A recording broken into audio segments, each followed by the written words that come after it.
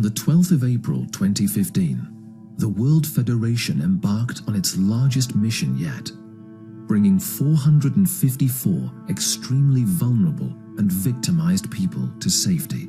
These were the Yemeni Hoja Shia Ithna Asharis, who were persecuted because of their faith and origin. They were threatened and hounded out of their homes simply because they refused to take sides in the bloody conflict. This is their story, the story of their journey to safety, their courage and patience as they struggle with the hardship of being homeless. It is the story of their hope to start a new life in a new country where they will be free to practice their faith. This is also your story, the story of your generosity and philanthropy, the story of selfless volunteers who dropped everything at short notice and came to serve the devastated refugees. It is the story of a community that followed in the footsteps of its elders and once again rescued their own from being massacred. Sana'a is a city under siege. What do you think the intention is? When will it be mission accomplished? There is not empty, it's full of families. This one has to think of this in a more strategic way.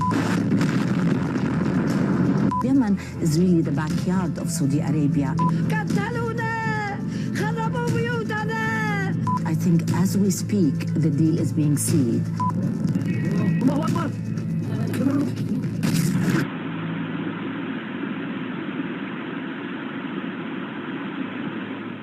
The Hoja Shias were weavers and dominated the textile industry in India. During colonial rule, the British government monopolized the textile industry, and the Hojas found themselves struggling to support themselves and their families. In search for greener pastures, the Hoja Shias first migrated from India to Aden, Yemen in 1857. The first Shia mosque was built in Mukalla at the end of the 19th century. In Aden, the Jamaat started in 1889, and the mosque was also established then, known simply as Hoja Mosque, and later renamed as Husseini Masjid. A remarkable deed attached to the history of this mosque is that the philanthropic community members who donated their funds, time and energy towards the construction of this center specifically mentioned in their wills that their names should not be disclosed. This is the spirit and legacy of our forefathers. On the 16th of July 2015, this mosque was destroyed to rubble in an act of extreme hatred towards the Hoja Shias.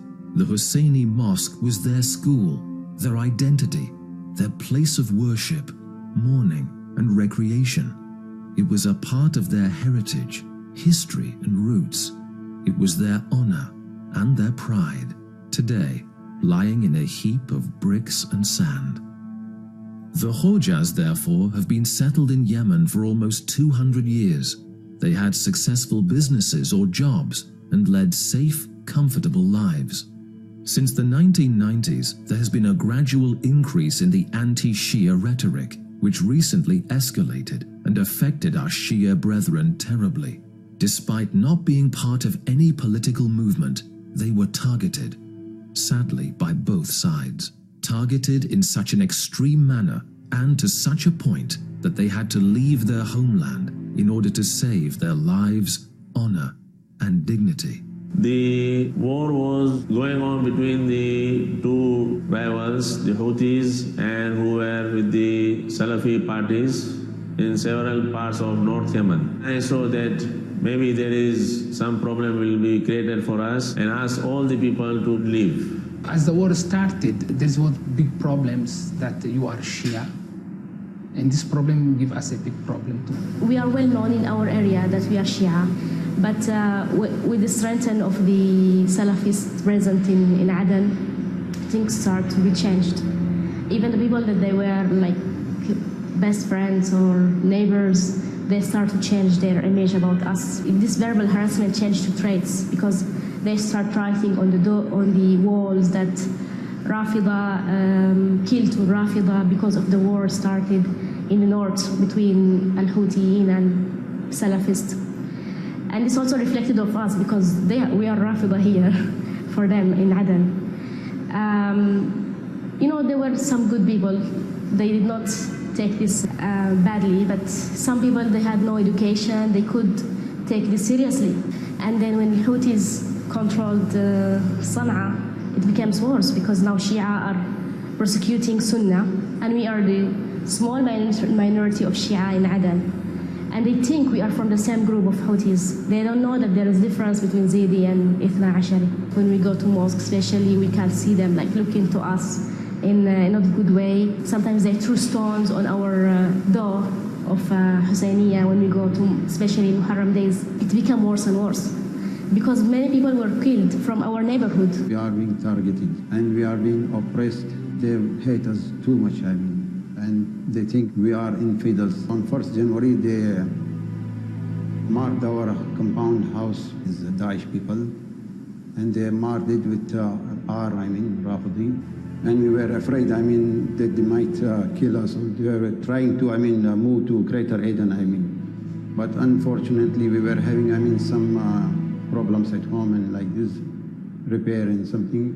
Said we will finish this and then we will move. But unfortunately, on 16 January 2015, at 7:30, while my son was coming from work, they followed him and threw a bomb on his car. And he was bleeding very heavily. My family also heard this explosion, but said it might be anything. They didn't realize that it was their brother. I was at the time in Greater Aden, and he was bleeding very heavily for 20 minutes, and these old people were watching. They were afraid that there might be another explosion, so they didn't go nearby, and he lost most of his blood. And although the refinery hospital was very, very nearby, 2 to 3 minutes distance, they took him there, but because he lost most of his blood, he breathed his last. Nobody saved him. I saw him in his body and got hurt in so many places, in the face and in the throat and most of his front part of his body. And how do you think, especially a father of 60 years, burying his son, a 30-year-old. He wanted, I was thinking that I should be in this place, instead of him, always the old man, father,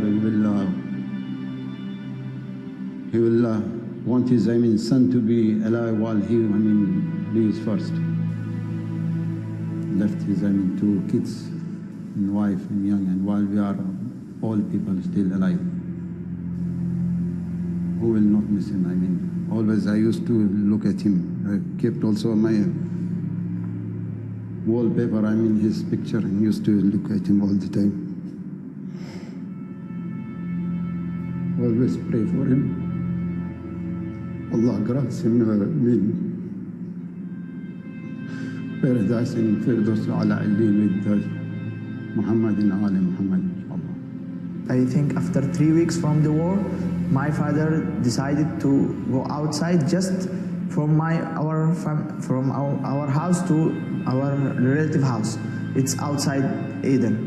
So this is the first step that we have taken. So we took our car, we go on, we took just important stuff, and we went there. Unfortunately, when we went there, also we found the crimes is continuously, the war increased.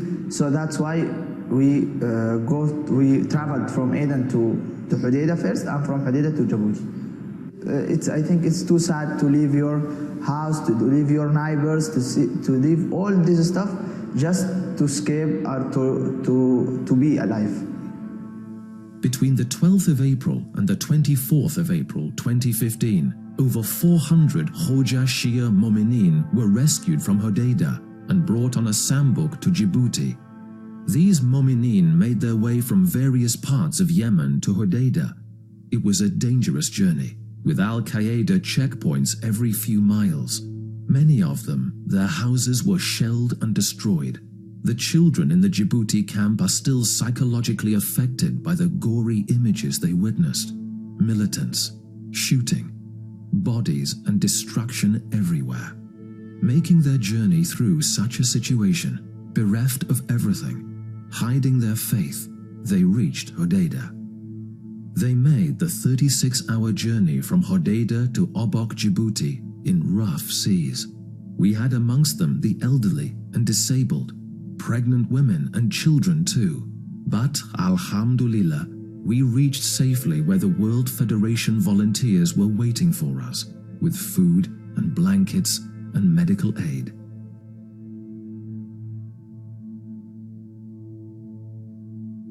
The whole project, this whole Yemen project, started for us as the World Federation in December of last year. And we started getting emails from the president of the Aden Jamaat to say that our community there, which is based in Aden and Hodeidah, Sana and Mukalla, was having a lot of problems. It became worse in January, February, and in March the idea of an evacuation was mooted. In the beginning, they have tried to evacuate us from Aden, since most of the parts of Aden were controlled by the Al-Qaeda people. Even though our place, Crater, was not controlled there, but we should, if you want to move to another cities such as Hodeidah or Sana'a, we cannot move unless we move from such places where they are controlling. So in the beginning, it was impossible to move to the port, seaport. The seaport also was controlled by the Qaeda people, and also the airport side was also controlled by them. So it was decided that we should go by bus to Al-Hodeidah. And to make them don't know our position, first we moved from Aden to Lahaj, and from Lahaj we have moved on the coastal side to Hodeidah. In Hodeidah we have the World Federation have prepared for us the accommodation and food and everything. And for 2 weeks we stayed there, and then they bought a sambuk, and in that sambuk we have moved from Hodeidah to Obok. I arrived at the airport. I was delayed at the airport for 9 hours or so. But what had transpired is that World Federation had contacts on the ground, and they managed to get me out. And as soon as we got out, there were 12 people already present at the seaport who we had to provide emergency relief. And that's where we had gone. Now, after clearing them all out, or actually simultaneously to doing all out, what we was to sort out the housing for the first 12 that have arrived.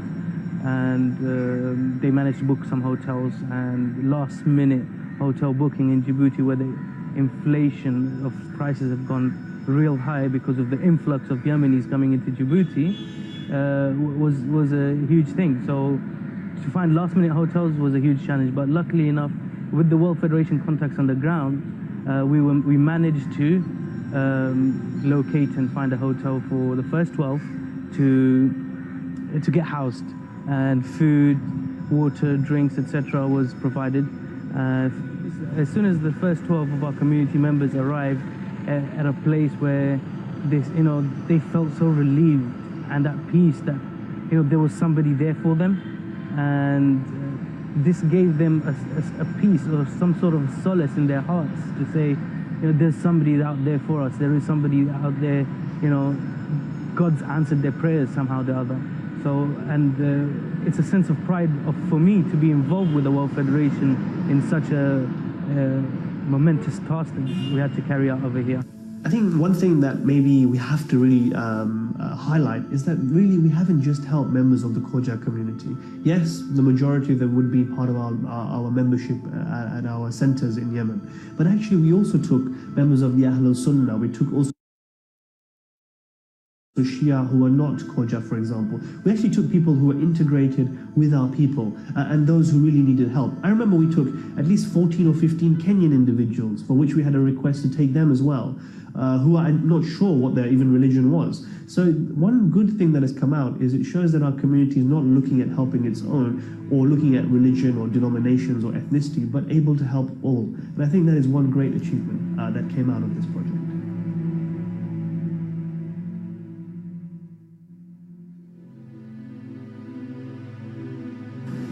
Upon my arrival at the seaport, we were told that one of the elderly women was taken into the hospital for dehydration.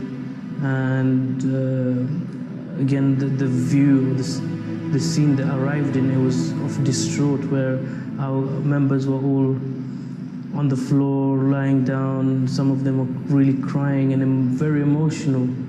And it was as if they didn't have nothing or no one to help them with anything. So after fleeing war and conflict, they arrived in Djibouti with another struggle where they were facing to be taken to the UNHCR camps. And I went in there to comfort them and give them solace and to say that, look, the World Federation are here now, and we will do our utmost best to provide the emergency relief. And straight away in my head, I was already thinking, I need to go to the UN desk. From the corner of my eye, I saw one of the UN officials who was ready to leave to go home after a long shift.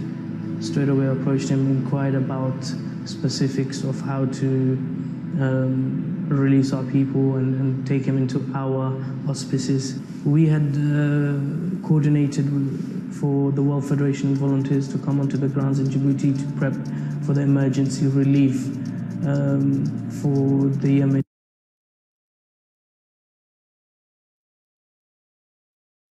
Community members. As soon as they arrived in Djibouti,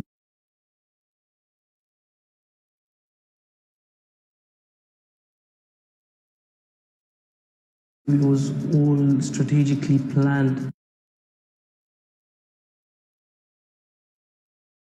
so that everything goes very efficiently through the immigration processes.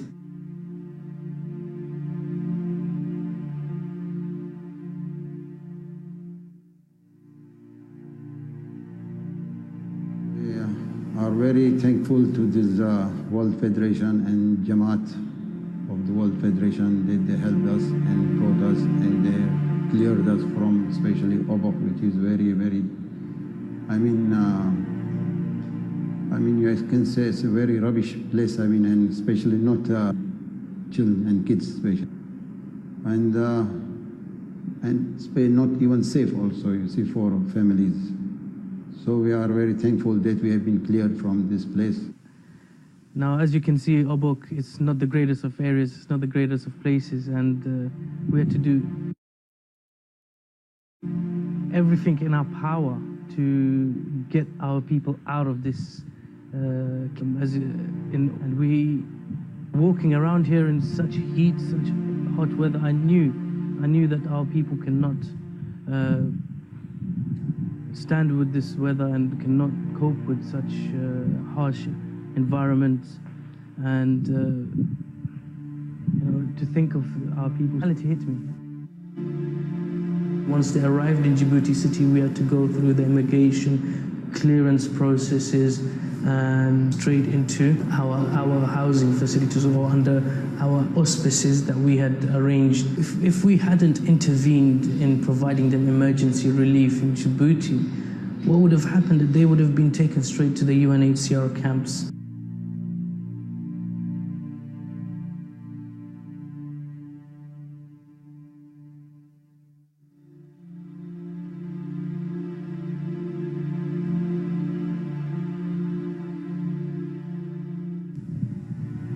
We're here in the middle of the desert, and this is where exactly where the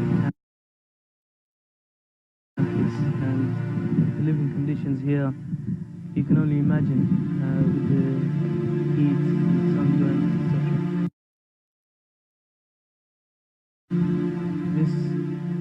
If we never intervened, if World Federation never intervened, our people would have been stuck here since April. This was very important because the situation was dire. They fled from everything and left everything. And they've lost everything. People have lost their lives. What was critical for us providing the emergency relief here on the grounds was of providing housing facilities so that they have somewhere a shelter, some water hygiene, and also primary health care leading into secondary and tertiary should it be needed. So we were in communication with the local government and with the government hospitals as well as private hospitals to conduct any healthcare cases that we may have. I started here to work as a doctor. The World Federation requested me that you are a doctor and you can help us. I started to work with him as a volunteer. We try, when we work with the patients, we don't bring our problems with them. We try to forget that we have problems. For example, there's many people ask me this question, how you are also refugee, and you try to think about the other problems and you forget your problems. No, it is our job. So I'm going to sort out all the rents and water, sanitation bills, etc., as well as you know, the service coordination part. You also have food security, so food rationing and stuff. So what I'm going right now to do is to sort out the facilitation for that. However, we've also empowered the local community to also run things themselves. So what we do is provide them the tools to carry on and work towards a smoother plane, basically. Reference number, name of head of family.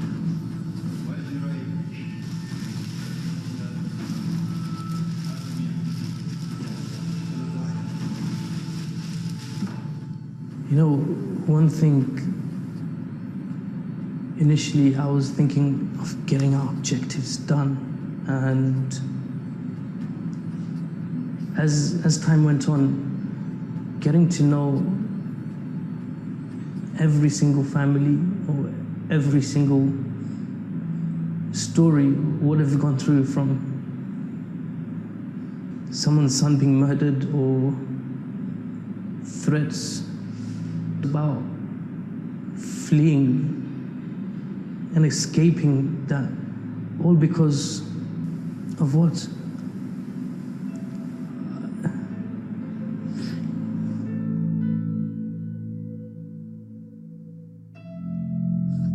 When we left our home, actually we left our history, I left my habits, I left my childhood, I lived all this stuff. So that's why it's hard, that's why I am sad. My father, for example, is 60 years old, so he has to start a new life from the beginning.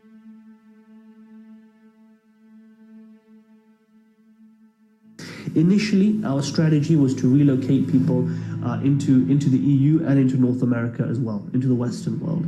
And upon arrival of the first Sambouk in April, we had sent immediately dossiers to the United Nations, to Germany, Portugal, Sweden, France, UK, as well later on, as well as Canada. And I think we had to do this to make an immediate impact. We even had nods from governmental heads that this would happen. But since then, and between then and now, we've had the Syrian crisis, where almost 1 million Syrian refugees have arrived in Europe. And really this took up this shot to pieces our resettlement plan. And instead now we have moved on to relocating them in different parts of the world. As you know, that people are moving from Djibouti, inshallah, to different parts of African countries and India and Pakistan. For the people who are going to India and Pakistan, maybe they know the language, they can manage by meaning, even though they will require support from the community there. But for the people who are going to African countries, they have not even heard names of some African countries. This decision is a difficult decision. It's not easy to decide a country without any further knowledge. I have the registration of people who are going to countries and to decide countries. Actually, when one family consists, for example, from 3 or 4 people, and they came in the morning and they registered, for example, country. Another that in the afternoon they changed. One important point I think we all as community members need to reflect on is this doesn't really end with people or our refugees, more meaning leaving Djibouti. Actually, Actually, their process of resettling, of getting their lives back on track is only just starting. This was their temporary residence. And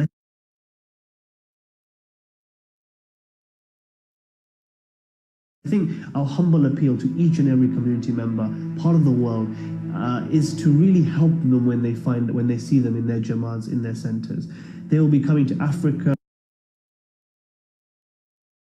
to different parts of the world, to India, to Pakistan. And when you see them, just have a reflection on what they've gone through. Many of them have had their families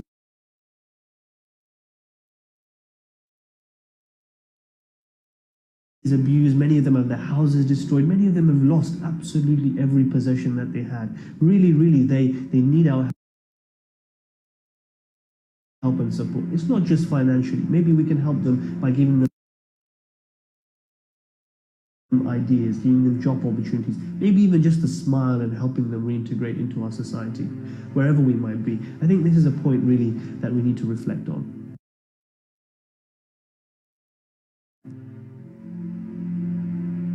Anybody in my place, he want to go back. It is normally, because you must know that I lived there more than 50 years. It is not a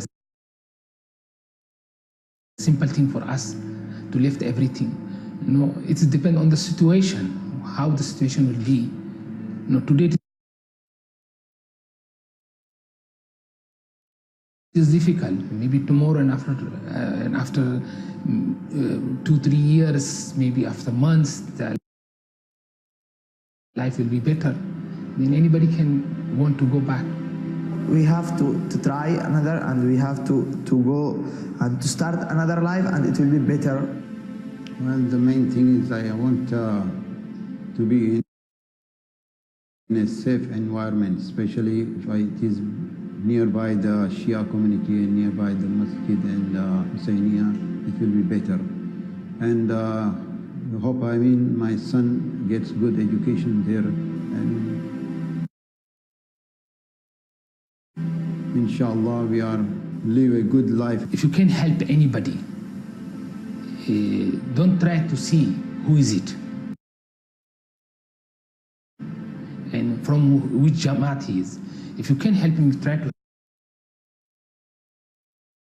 help him, because if you help him, God will help you. Allah always will help you because you help people. First thing, actually we appreciate all efforts that happened before. We are able to start again, we are able to work again, we are able to do everything, but still we need the main support at the beginning at least. And I thank also to all the people who helped us from the first day till today. I cannot say the names because may I forget a name. It is better that to thank in general all the peoples, small, big, volunteers, donors, etc. I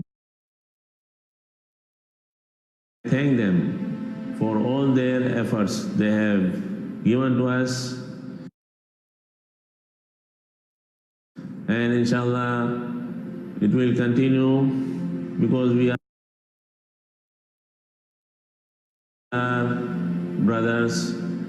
May Allah give them rewards in the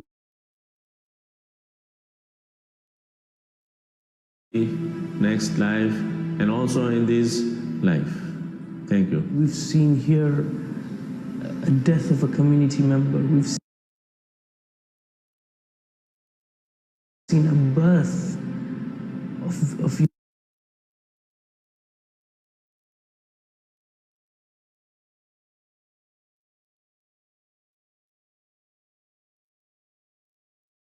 a young life just coming into the world where the future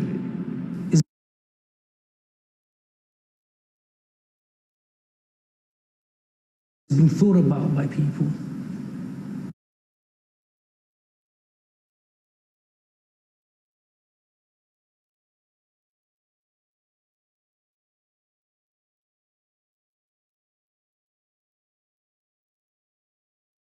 So, the whole life cycle of hardship, difficulty, then comes ease. You've sort of gone through all those step by step, but yet there's only one word I can think of, and that is gratitude. That we have a community that will respond to the call of our brethren.